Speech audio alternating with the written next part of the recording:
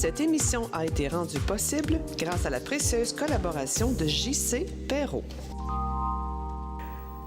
Mesdames, Messieurs, bienvenue à On n'est pas pressé. Mon invité VIP des 30 prochaines minutes, ma verbomoteur inspirante avec du panache, est l'une de nos plus grandes comédiennes. Des belles sœurs de Michel Tremblay en 1968 jusqu'à nos jours, sa carrière qui s'étend sur plus de 45 ans a été parsemée de rôles immortels. D'ailleurs, au passage, elle a récolté l'admiration de ses pairs et l'affection du grand public. Cette étoile du théâtre, du cinéma et de la télé est elle-même passionnée des étoiles et de l'astrologie.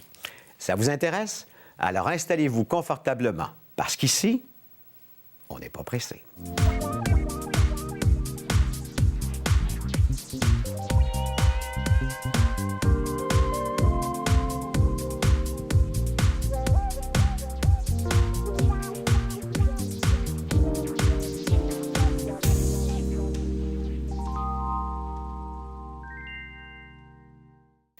Rita Lavondonne, merci d'accepter mon invitation. Ça fait longtemps qu'on ne s'est pas vus tous les deux, puis voilà qu'on est sur le même plateau. Oui, ça me fait très plaisir. Merci de ton invitation. C'est-tu parce que moi, je suis Scorpion, puis vous êtes Gémeaux, qu'on a cette connexion-là ensemble? C'est quoi? C'est les astres ou c'est autre chose?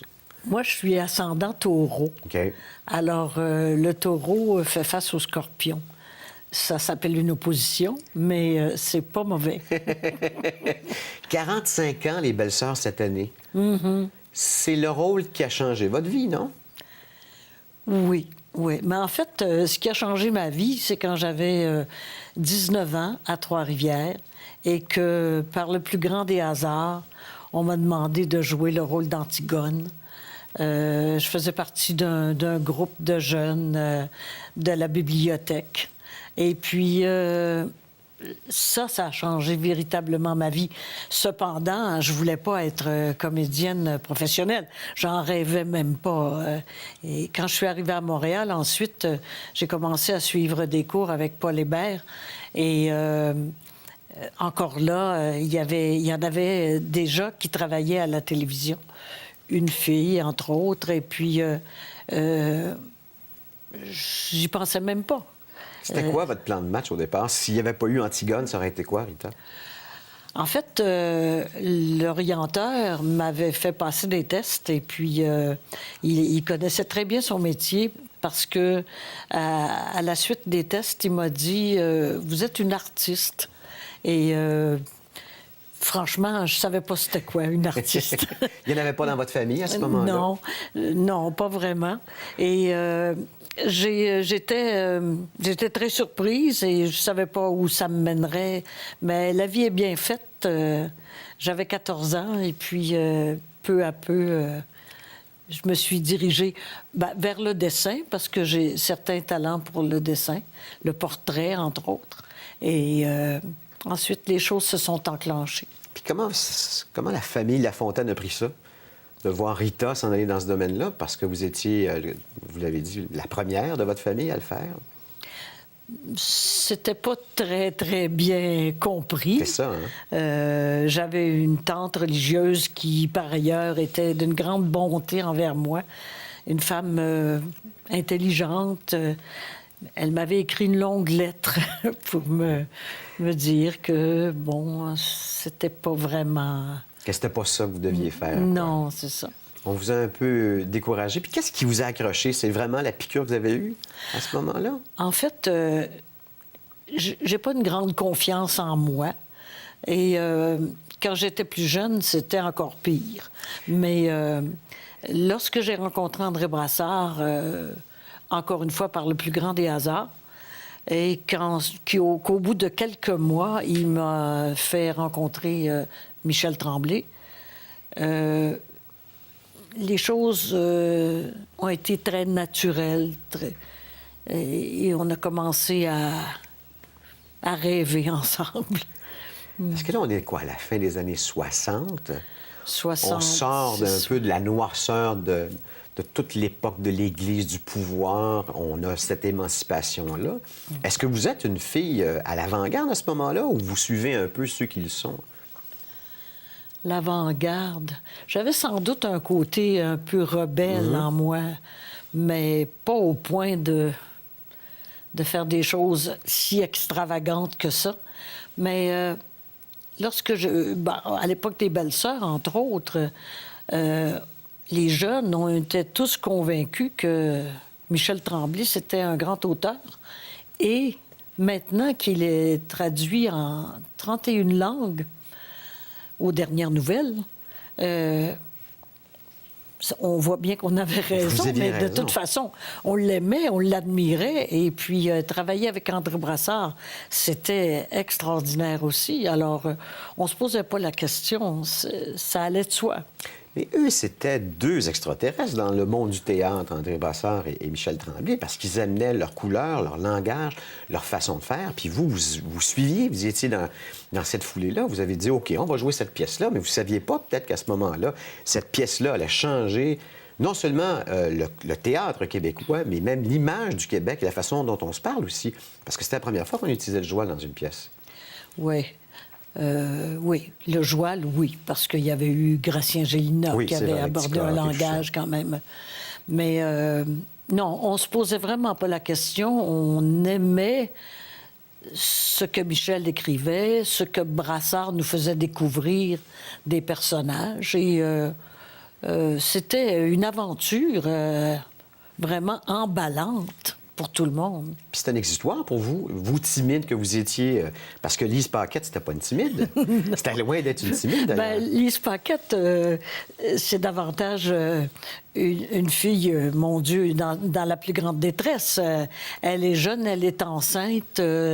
Son chum l'a laissé tomber parce qu'elle est enceinte. Il lui avait fait les plus belles promesses. Alors, il y a beaucoup de désarroi, beaucoup de détresse, mais en même temps, elle parle crûment, Lise. Elle a le langage du quartier où elle habite aussi. Oui, ben, elle est une serveuse dans un petit restaurant. C'est vrai. Puis, bon, c'est pas une personne vulgaire, Lise. C'est plutôt... Et plus carrée, on va dire. Plus carrée, oui. Elle a eu l'éducation qu'elle a eue, mais elle n'est pas vulgaire. Je regardais ça parce que, bon, il a fallu que je fasse un peu de recherche avant cette entrevue-là. J'ai arrêté de compter, je pense, à 15 pièces de Michel Tremblay dans lesquelles vous avez joué. Est-ce que mon compte est bon? C'est à peu près ça?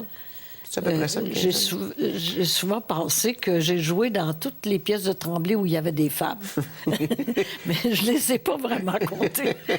Il y a eu plusieurs reprises aussi des Belles-Sœurs, À toi pour toujours ta Marie-Lou, bon, de toutes les pièces de Tremblay. Vous l'avez même joué en anglais, les Belles-Sœurs? Oui, j'ai joué en anglais. C'est-à-dire À toi pour toujours ta Marie-Lou. Aussi? En anglais, et je me suis payé un trac épouvantable. Parce que c'est pas votre langue de base. Je veux dire, est-ce que vous jouez encore en anglais? Ça vous arrive? Ou... Ça m'est arrivé à ce moment-là, mais pas ensuite. Albertine aussi. On a joué Albertine en 5 temps à Ottawa, en anglais. Mais évidemment, bon, j'ai une bonne base en anglais, mais je parle pas souvent anglais, puis j'ai pas un bon vocabulaire. Je suis pas si bonne que ça en anglais, puis je suis timide aussi. Mais quand on connaît un personnage... on peut savoir si le mot qui a été traduit, ben si c'est vraiment ça que ça dit. Bon. Parlez-moi de votre timidité, parce que ça fait quelques fois qu'on l'aborde. Comment quelqu'un d'aussi public peut à la fois être aussi timide dans la vie? Pour moi, c'est une grande énigme, puis vous n'êtes pas la première que je vois dans ce milieu-là. Je veux dire, j'en ai vu. C'est Dr. Jekyll, Mr. Hyde. Hein? Ben, j'ai souvent pensé que si je savais que c'est moi qui suis sur scène, au moment où j'y suis, que je me sauverais en courant. Donc, comment vous faites à ce moment-là?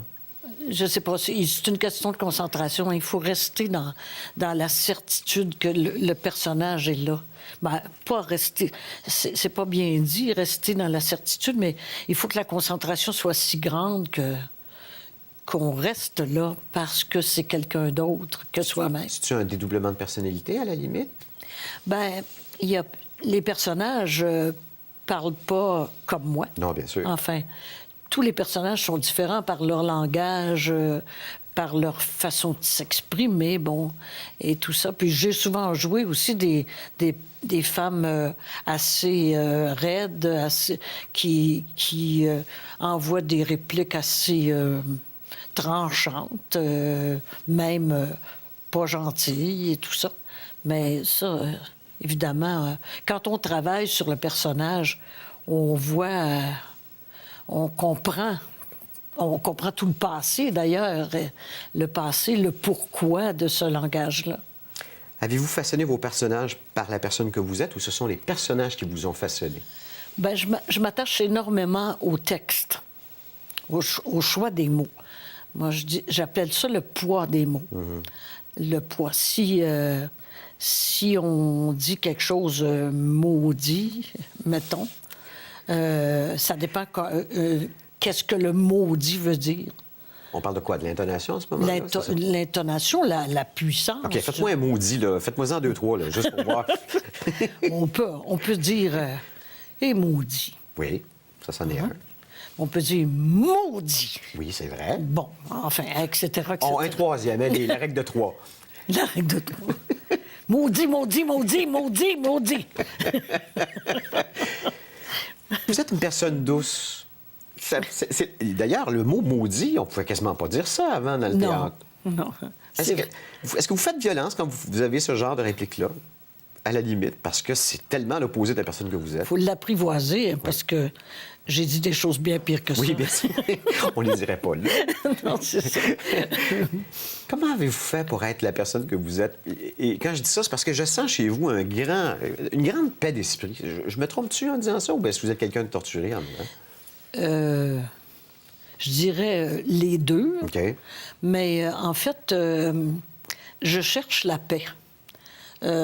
Vous avec, hein? Constamment. OK. Ouais, tous les jours. Et puis, si j'avais pas eu ce métier-là, si j'avais pas eu la grande faveur du ciel de travailler dans ce métier-là, je pense pas que j'aurais survécu. Ah non? Parce que, j'avais absolument besoin de m'exprimer et je m'exprime par l'écriture aussi ou par le dessin, hein, éventuellement. Mais ça avait besoin d'être exprimé, oui. Et 45 ans plus tard, quel regard avez-vous sur votre carrière, Rita? Je considère que j'ai été extrêmement chanceuse, extrêmement choyée. Et je considère que tous les rôles que j'ai eus à interpréter ont été des cadeaux. Mais vous y avez fait attention à ces cadeaux-là. Vous les avez bien mis en valeur aussi. C'est ça qu'on a avec le temps.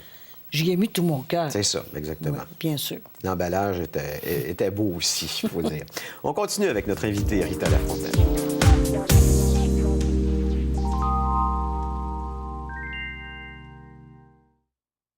Cette portion d'émission s'appelle Avec ou sans pulpe pour vérifier un peu, comment je vous dirais, la température de nos invités face à certains sujets qui les attirent. Des préoccupations, soit au niveau de la société, au niveau de la vie en général. Puis dans vos 5 sujets, Rita, vous m'avez parlé d'abord du bénévolat. Ça fait quoi, une trentaine d'années que vous en faites du bénévolat? Oui, oui. Ça a commencé avec les télétons de la paralysie cérébrale. C'était-tu Michel Louvain dans ce temps-là? C'était sa dystrophie musculaire? Je ne sais plus. Il y avait un président d'honneur, OK. là, mais tout de suite, là, je me souviens pas de son nom. C'est important. Je travaillais avec Janine Suto à Trois-Rivières. On passait 24 heures d'affilée, debout. Ça prenait 3 jours pour s'en remettre, même si j'étais bien jeune à ce moment-là. Puis c'est pas juste physique, c'est aussi émotionnel, ce Bien genre sûr. d'événement-là, parce que ça nous rentre dedans, ces émotions-là, là, pendant toutes ces heures-là. Oui. Alors, j'ai participé comme ça à plusieurs... J'ai donné mon appui à plusieurs causes. C'est important, le bénévolat dans notre société, d'autant plus maintenant qu'il y a la désinstitutionnalisation, il y a le gouvernement qui se désintéresse ou se désimplique de plusieurs organismes. Mais ça vient de mon métier aussi. Moi, je suis une fille d'équipe. Je suis une fille d'entraide, de solidarité. Puis c'est donné aussi être artiste, dans le fond. Il y a quand même... Oui, il y a mais quand même l'équipe ça. aussi. Oui, c'est vrai. L'équipe doit se tenir solidement ensemble pour que le rythme d'un spectacle soit là, la qualité, évidemment. Des fois, on a l'impression qu'on dit toujours la même chose, mais les gens qui sont assis là dans la salle, qui se sont déplacés et puis qui sont là ils veulent passer une belle soirée, bien, c'est la première fois qu'ils entendent le texte. Il faut qu'ils l'entendent comme si c'était la première fois. Bien sûr. On va parler des relations humaines du point de vue psychologique. Pourquoi? l'aspect psychologique dans les relations humaines? C'est du travail, hein, connaître quelqu'un. Vous, ça fait combien d'années que vous êtes en relation avec c'est votre conjoint? Hein? Oui, ça fait 21 ans. Comment il s'appelle déjà? J'ai un trou de mémoire. Jacques. Jacques. 21 ans en relation. C'est votre plus longue relation à vie, j'imagine? Oui, oui. Puis qu'est-ce qui vous attire qu'est-ce que vous voulez soulever par rapport aux relations? Avec Jacques, on parle tout le temps de, comment dire, des émotions, comprendre une situation, comprendre quelqu'un, comprendre l'agissement de quelqu'un. En fait, c'est assez connexe avec mon métier parce que, dans un sens, il faut connaître le personnage Pour lui donner les bonnes pour couleurs. l'interpréter, Absolument. savoir pourquoi il parle comme ça, etc. Alors, ça me passionne. Ça me passionne vraiment. C'est pourquoi telle personne, justement, on parlait du poids des mots tout à l'heure, pourquoi telle personne emploie tel mot avec moi ou avec quelqu'un d'autre? Pourquoi telle personne agit de telle façon? La société... En fait, je pensais pas ça comme ça quand j'étais plus jeune. Je pensais que c'était facile, les relations humaines. En vieillissant, qu'on s'aperçoit à quel point c'est important. D'abord aussi l'échange aussi. Oui. Hein, parler avec la personne, être peut-être pas toujours au même diapason, parce qu'on a le droit d'avoir des divergences d'opinion, mais il faut que tout ça, ça se ressemble. Et c'est drôle parce que quand je vois votre conjoint, Jacques, j'ai toujours l'impression que c'est un peu votre copie d'une certaine façon, mais en masculin. J'ai l'impression que vous avez une belle énergie tous les deux ensemble. Ça doit être ça, les rencontres, C'est comment ça. dire... Cosmiques. Hein, Cosmiques, oui, exactement. c'est ça. Oui. Bon, les grandes amitiés, Dieu, écoutez, la plus grande, celle que vous avez vécue, c'est celle avec Tremblay et Brassard. C'est même, c'est quoi, un triumvirat, on va dire. Oui. Les grandes amitiés changent les destinées, on peut dire, en tout cas en ce qui vous concerne, puis en ce qui les concerne aussi. Là. Oui, c'est assez mystérieux quand on y pense. Cette rencontre-là avec Brassard d'abord et avec Tremblay ensuite. La première fois que j'ai rencontré Tremblay, donc c'est Brassard qui me l'avait présenté, c'était au restaurant Select sur la rue Saint-Denis, au coin de Sainte-Catherine.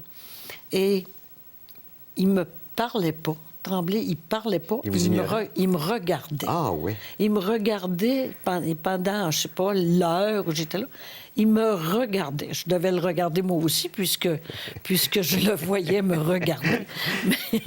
Mais c'était comme, je sais pas. C'est mystérieux. Puis ça a cliqué là?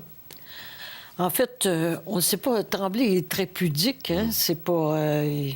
il fait pas des grands éclats. Il écrit, puis il faut décoder à travers ses mots.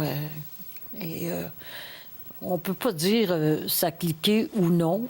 Je sais pas. Ça s'est refait chaque jour depuis 45 ans. Ça se renouvelle, comme on dit. Oui.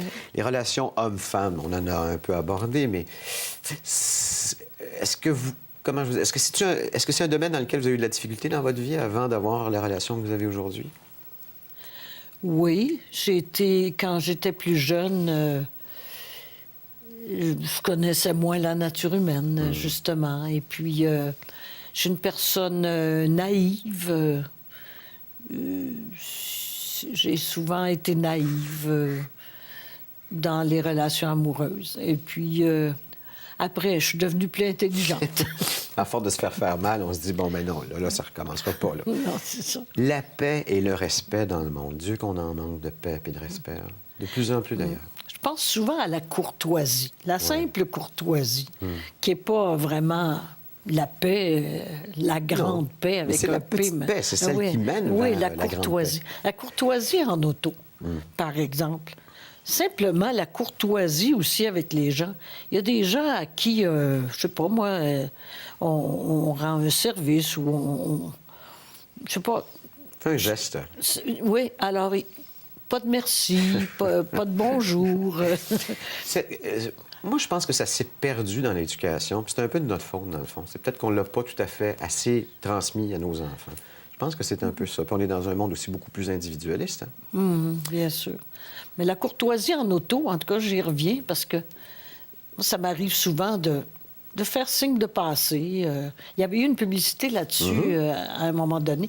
Je me disais, ah ben, c'est bien de C'est bien de faire de la publicité là-dessus. Ça, on appelle ça la publicité sociétale, mais quand je vois ce genre de publicité-là, je me dis, mon Dieu, comment ça fait qu'on dépense l'argent pour montrer aux gens ce qu'ils auraient dû savoir de base? Mais oui. Bon. Ben moi, je me disais, je fais ça, alors Tant mieux. c'est bien. On continue avec mon invité, Rita Lafontaine.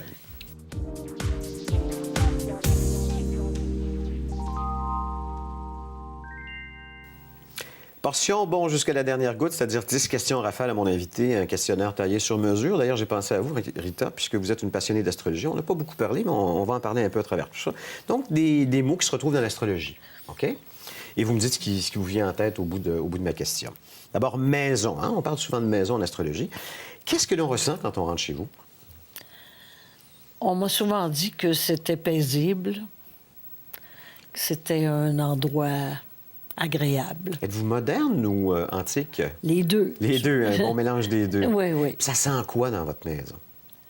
Ça sent, j'ai un vaporisateur à l'orange. Ah, vous aimez les agrumes aussi. Oh, oui, ça sent bon. Ouais. L'autre question, calcul, hein? On parle souvent de calcul en astrologie. Quel âge avez-vous intérieurement? On le sait, là, je veux dire. Mais intérieurement, vous avez quel âge? Je dirais que j'ai 30 ans. On a le même âge, intérieurement. C'est vrai, on s'arrête. Est-ce que... Puis ça, on le cultive, dans le fond. Hein. Les gens nous regardent, font « Ah oui, il est rendu à tel âge ou tel âge. » Puis ce métier-là est beaucoup fait par rapport à l'âge. C'est frustrant aussi quand on se sent comme vous vous sentez aussi jeune à l'intérieur.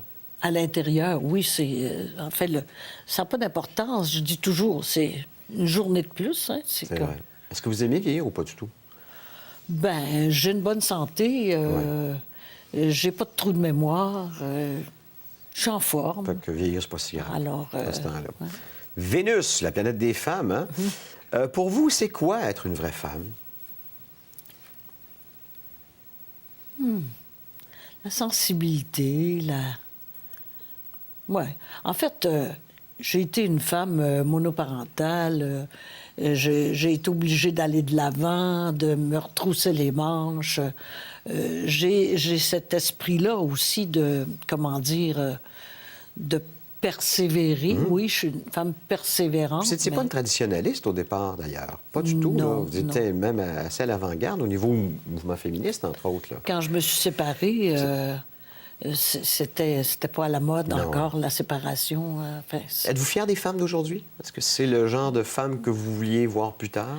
Quand je pense à ça, là, je me dis, c'est la même chose que ce que j'ai vécu. C'est la même bataille oui, aussi, oui, encore. la même bataille. On sait bien, les femmes sont moins bien payées que les hommes dans mon métier. Oui. On le sait. Ça encore. Oui, mais je suis pas une batailleuse dans ce sens-là de dire porter des drapeaux. J'ai jamais été une porteuse de drapeaux. Mais il y a encore des batailles à mener, Oui. comme vous en avez mené. Mars, moi je pense que c'est la planète des gars, hein, Mars. Qu'avez-vous compris des hommes, si vous avez compris quelque chose? Je pense qu'au fond, il y a la même recherche d'amour à la base. Les hommes ont une autre nature, mais la recherche d'amour est là. La recherche de reconnaissance, d'être aimé. Trouvez-vous que les hommes en manquent de reconnaissance dans notre société en ce moment ou pas? C'est une question. OK. Je disais ça de même. Jupiter, qu'est-ce qui vous choque le plus? Qui me choque le Oui. plus? Jupiter, elle me choque pas. Non, mais vous savez, quand on est choqué, on dit Jupiter. Ah, ben oui, Alors, c'est pour ça que j'ai dans pris ce ça. sens-là. Mais Jupiter, d'abord, oui, c'est une planète pour moi. C'est une planète très favorable, très généreuse. Et puis, ça me plaît de parler de Jupiter OK. ou d'entendre Mais sinon, parler de qu'est-ce qui vous choque? Ben, je sais pas. Rien qui vous choque, vous.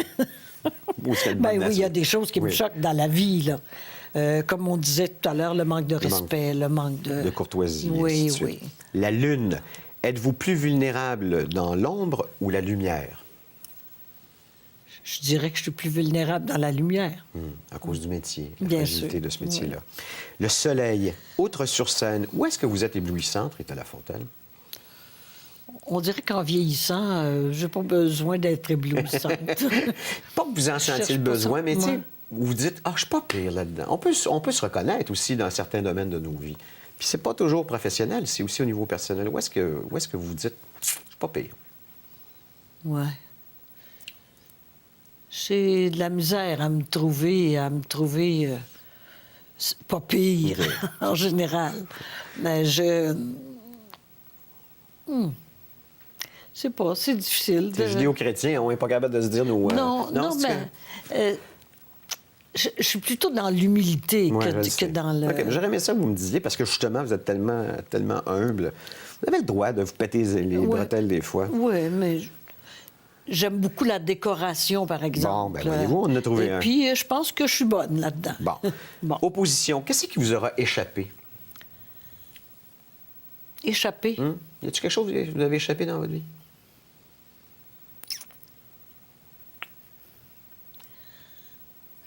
Ça me prend du temps à réfléchir. moi. Correct. Ça s'appelle On n'est pas pressé. Oui, c'est vrai. Qu'est-ce qui m'a échappé? Je sais pas. C'est pas? Je sais pas. OK. Et dernière question. Le hasard existe-t-il ou pas? Bien, je vois pas ça. Le hasard, ben, je disais tout à l'heure, par le plus grand des hasards, mais en fait, ça n'existe pas, le hasard. Et c'est pas un hasard si vous étiez ici avec nous aujourd'hui, Rita Lafontaine. Je sais que vous avez des projets d'écriture, des projets de théâtre. Vous ne pouvez pas trop élaborer en ce moment là-dessus parce que, bien sûr, C'est vrai. quand c'est pas réglé, c'est pas réglé. Là, mais Non. mais d'abord, il y a la télévision, il y a l'Auberge du Chien Noir. Oui. Ça, on peut continuer à vous voir la méchante. Oui, oui, oui. Elle n'est pas méchante au fond, mais elle est vraiment agrippée à ses idées. Puis qu'est-ce qui s'en vient pour vous? Est-ce qu'il y aura d'autres théâtres en d'autres d'été? Est-ce que vous allez rejouer au théâtre d'été? Oui, sûrement, sûrement. Évidemment, des fois, les occasions sont pas là, tout simplement. Mais j'ai appris à respecter ce rythme-là des choses. Et puis, je me dis, j'ai toujours rêvé d'écrire une série pour la télé, entre autres. Et puis, pour le théâtre, je me sentirais beaucoup plus insécure d'écrire. Je pense qu'on me dirait, à la limite, Tremblay, des choses comme ça. Fait que le théâtre, ça va être Tremblay, puis peut-être la télé, ça va être La Fontaine. Ouais, vouloir imiter Tremblay, pas imiter Tremblay. Enfin, et puis, écrire, ben, je sens que, oui, ça s'en va vers ça. J'ai hâte de voir ça. Si vous avez des questions sur nos invités, vous avez des suggestions à nous faire pour l'émission, vous pouvez passer par la page Facebook de notre émission. On n'est pas pressé. Sinon, vous pouvez nous écrire à info@tvrl.ca. Mon invité de la semaine prochaine, ça va être Varda, ici même en studio. Et j'ai choisi de terminer cette émission-là avec une pensée qui me fait tellement penser à vous. D'ailleurs, c'est pas pour rien que je l'ai cherchée. C'est une citation que j'ai choisie, qui est de Voltaire. Et elle dit la chose suivante à propos de l'humilité, parce qu'on en a beaucoup parlé. L'humilité est le contrepoison de l'orgueil. Et c'est ce que je pense de vous. Vous êtes un contrepoison à l'orgueil. Merci, Rita Lafontaine. Merci beaucoup. À la semaine prochaine, tout le monde.